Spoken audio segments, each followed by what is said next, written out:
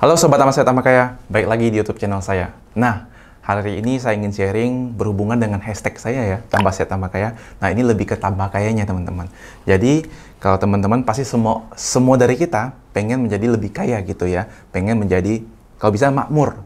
Makanya saya membuat hashtag Tambah Sehat Tambah Kaya atau sejahtera, wealthy ya kalau istilah di Inggrisnya gitu.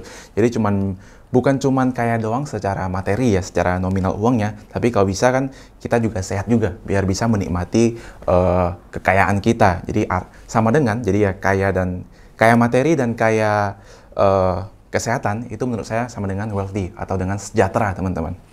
Nah, kalau ngomongin kekayaan ya, kita tahu bahwa orang terkaya di Indonesia ya, yang bisa disebut dengan konglomerat ya. Saya kemarin baru lihat di Forbes, itu berubah-berubah terus teman-teman. Kenapa bisa berubah-berubah? Itu karena harga sahamnya ya, perusahaannya, public company dia yang dia pegang, yang dia punya sendiri, itu harganya cenderung naik turun juga gitu.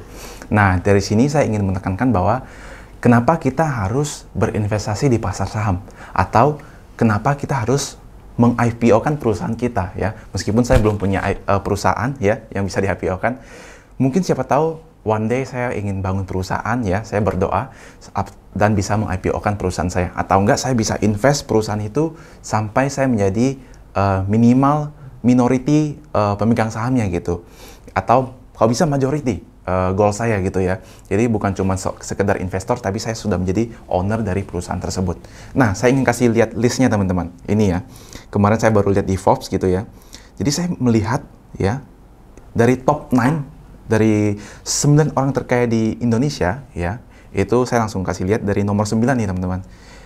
Pak Jogi Hendra Atmaja, ini adalah pemilik dari Mayora ya, dengan kekayaan 4,1 billion. Itu kenapa dia bisa sekaya ini? Karena dia merupakan pemilik dari saham MYOR alias Mayora ya. Nah, ketika kita membeli produk itu, dia yang mendapatkan cuannya teman-teman. Tapi kalau teman-teman ingin double cuan ya, makan produknya sambil nikmatin hasilnya ya, teman-teman boleh cek juga perusahaan dia apakah layak untuk kita beli ya. Itulah kenapa saya memulai investasi saham, karena dulu saya lihat, wah ternyata semua orang terkaya di dunia ya, bukan cuma di Indonesia aja, punya public company. Contohnya Elon Musk. Elon Musk ini kan sekarang nomor 1 terkaya karena harga saham Tesla dia itu sedang naik tinggi-tingginya teman-teman. Itu gila banget. Itu kemarin sampai 1.100-an atau 1.200. Kalau hari ini saya nggak tahu berapa ya, tapi bulan November kemarin saya lihat sampai 1.200. Nah, itu membuat dia kenaikan harta dia naik signifikan. Sebenarnya itu uang cash bukan? Bukan teman-teman. Jadi dulunya yang pas saya sebelum invest saham, saya nggak tahu nih. Ketika saya lihat berita orang terkaya di Indonesia, pemilik BBCA. Wah, kita kirain kan dia punya bank nih teman-teman. Pasti uangnya banyak dong. Ternyata bukan. Dia dihitungnya itu dari kekayaan saham dia. Jadi ketika dia punya 50% saham BBCA, valuasi BBCA hari ini contohnya misalnya 800 triliun ya. Kekayaan dia sama dengan 400 triliun karena dia mempunyai 50% dari 800 triliun tersebut. Nah, kekayaan itu dihitung dari situ. Tapi uang kas dia berapa? Nah, itu langsung tanyakan saja ke Pak ininya ya, pemilik keluarga Hartono gitu. Tapi Forbes ini menghitung dari sahamnya, teman-teman. Jadi dia memiliki saham berapa persen, harga sahamnya berapa, tinggal dikaliin saja gitu. Nah, kita masuk lagi ke nomor 8. Pak Benjamin Setiawan ya, itu adalah pemilik Kalbe Farma. Kita tahulah KLBF ya, pemilik Kalbe Farma. Ini merupakan nomor 8. Selisih sedikit ya, selisih 4,1 dan 4,2 yang sebelumnya. Nah, nomor 7, Pak Susilo Wonowijojo ya, 4,8 billion pemilik Gudang Garam. Nah, dari sini kita sudah melihat semuanya memiliki saham teman-teman ya.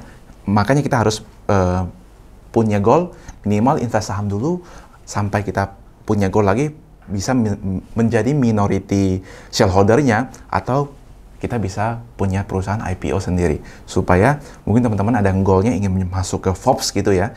Wah, ini kan keren nih masuk Forbes gitu. Jadi top 50 richest atau top 100 ya teman-teman. Nah, teman-teman harus begini caranya gitu. Karena ini adalah cara orang untuk bisa masuk ke sini. Nah, nomor 6 ada Pak CT, Chairul Tanjung ya. Kita udah tahu Citicorp itu mega, terus Trans gitu ya. Terus sekarang dia kemarin ada BBHI juga, beli bank BBHI gitu. Nah, itu adalah punya dia. Garuda Indonesia punya dia juga. Nah, Pak Chairul Tanjung sendiri dia bisa nyangkut juga, teman-teman. GIAA ini saham Garuda sekarang kan lagi, ya kita tahu lah, isunya lagi kurang baik. Bahkan sahamnya disuspend, teman-teman. Nah, berarti dia belinya waktu itu lumayan mahal tuh, saya pernah lihat ya. Sekarang harganya nggak salah 200-an, terus disuspend. Otomatis investasi dia nyangkut juga, teman-teman.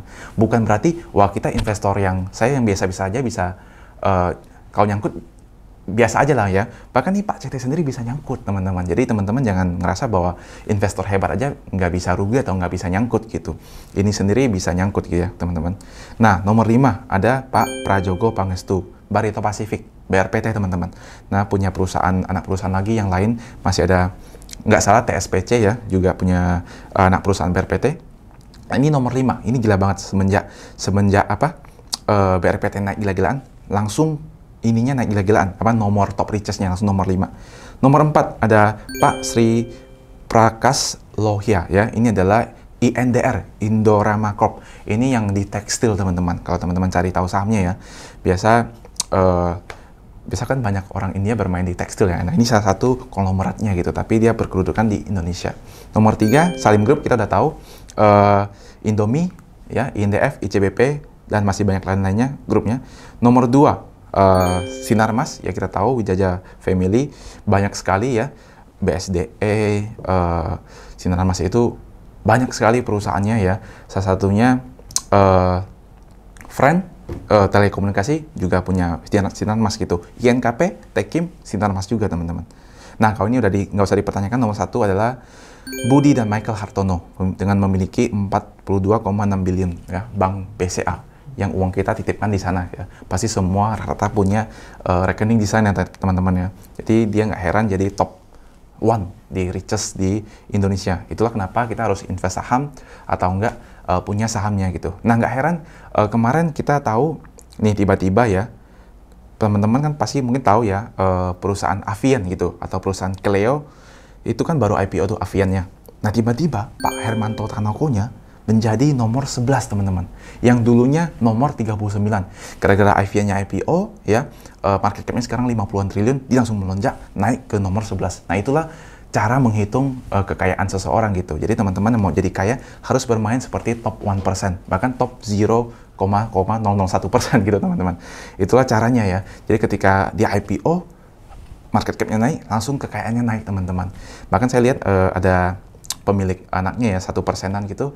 Ya, teman-teman coba bayangin, teman-teman anaknya konglomerat gitu ya, punya 1% dari perusahaan yang market cap-nya 50 triliun. Berarti teman-teman punya berapa? Punya 500 miliar tuh, teman-teman. 50 triliun, 10%-nya 5 triliun ya.